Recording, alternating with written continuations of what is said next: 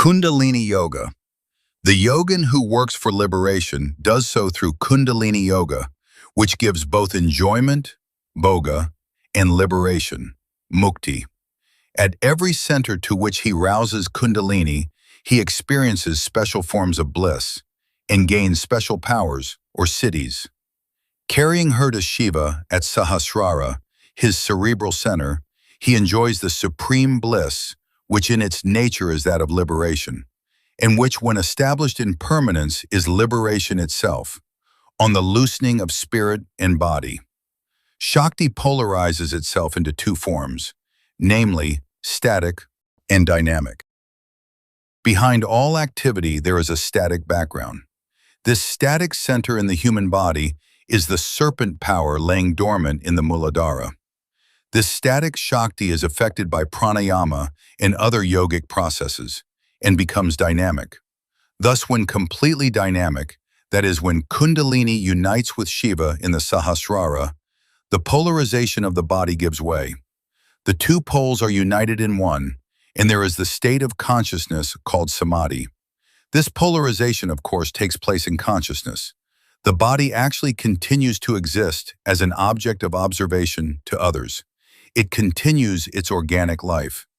But man's consciousness of his body and all other objects is withdrawn because the mind has ceased so far as his consciousness is concerned, the function having been withdrawn into its ground, which is consciousness. When awakened, Kundalini Shakti ceases to be a static power which sustains the world consciousness, the content of which is held only so long as she sleeps, and when set in movement, Kundalini is drawn to that other static center in the thousand-petaled lotus, Sahasrara, to attain union with Shiva consciousness or the consciousness of ecstasy beyond the world of forms. When Kundalini sleeps, man is awake to this world. When she wakes, he sleeps and loses all consciousness of the world and enters the causal body. In yoga, he passes beyond to formless consciousness. Wise guidance for sure success. The practice of yoga should be gradual and step by step. Extremes are to be avoided. No sudden and violent methods should be employed. Common sense is an essential part of yoga. Boldness is also equally essential. Fickle-mindedness will not do on the path of yoga. Vacillation and oscillation will retard progress and result in stagnation. Reflect gradually and choose a method. Choose a method and stick to it and persevere in it continuously. This is necessary. A man who digs a well should not dig a foot here, a foot there, a few feet in another place, and then a fourth. If he does this, he will not find water even after digging in 50 places. Once a spot is chosen, he must dig on and on in the same place, and lo, he will reach the water. Even so in yoga, one teacher, one path, one method, one master, one idea, and one pointed faith in devotion.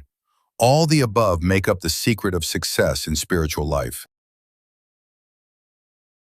Experiences on awakening of Kundalini. During meditation, you behold divine visions, experience divine smell, divine taste, divine touch, and hear divine anahata sounds. You receive instructions from God. These indicate that the Kundalini Shakti has been awakened. When there is throbbing in Muladhara, when hair stands on its root, when Uddiyana, Jalandhara, and Mulabandha come involuntarily, know that Kundalini has awakened. When the breath stops without any effort, when Kevala Kumbhaka comes by itself without any exertion, know that Kundalini Shakti has become active. When you feel currents of prana rising up to the Sahasrara, when you experience bliss, when you repeat Om automatically, when there are no thoughts of the world in the mind, know that Kundalini Shakti has awakened. When in your meditation the eyes become fixed on the middle of the eyebrows, when the Shambhavi Mudra operates, know that Kundalini Shakti has become active. When you feel vibrations of prana in different parts inside your body, when you experience jerks like shocks of electricity, know that Kundalini has become active. During meditation, when you feel as if there is no body, when your eyelids become closed and do not open in spite of your exertion, when electric-like currents flow up and down the nerves, know that Kundalini has awakened. When you meditate, you get inspiration and insight. When nature unfolds its secrets to you, all doubts disappear. You understand clearly the meaning of the Vedic texts. Know that Kundalini has become active. When your body becomes light like air and you possess inexhaustible energy for work, know that Kundalini has become active. When you get divine intoxication, when you develop power of oration, know that Kundalini has awakened. When you involuntarily perform different asanas or poses of yoga without the least pain or fatigue, know that Kundalini has become active. When you compose beautiful, sublime hymns and poetry involuntarily, know that Kundalini has become active. The gradational ascent of the mind. The chakras are centers of Shakti as vital force. In other words, these are centers of prana Shakti manifested by pranavayu in the living body, the presiding devatas of which are the names for the universal consciousness as it manifests in the form of these centers. The chakras are not perceptible in the gross senses. Purity of mind leads to perfection in yoga. Regulate your conduct when you deal with others. Have no feeling of jealousy towards others. Be compassionate. Do not hate sinners. Be kind to all. Success in yoga will be rapid if you put your maximum energy in your yoga practice. You must have a keen longing for liberation and intense vairagya or dispassion also. You must be sincere and earnest. Intense and constant meditation is necessary for entering into samadhi. The mind of a worldly man with base desires and passions moves in the first chakra, the Muladhara, or root, and Svadhisthana, the second chakra. If one's mind becomes purified, the mind rises to the Manipura chakra, the third center in the navel, and experiences some power and joy.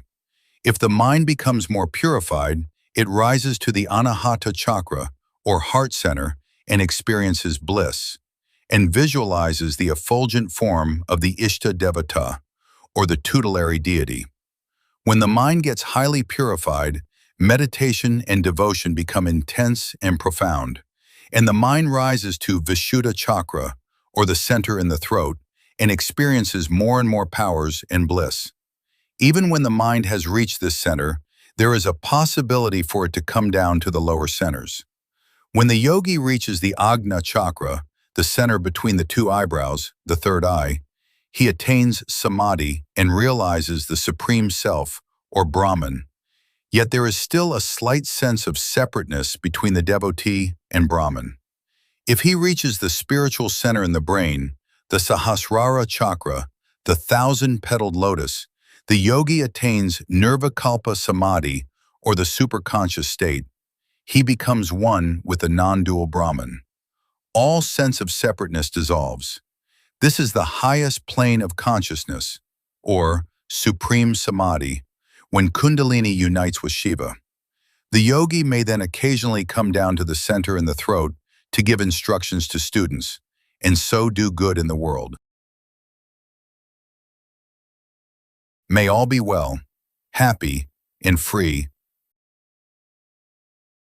Feel free to like and subscribe for more content like this. Thank you.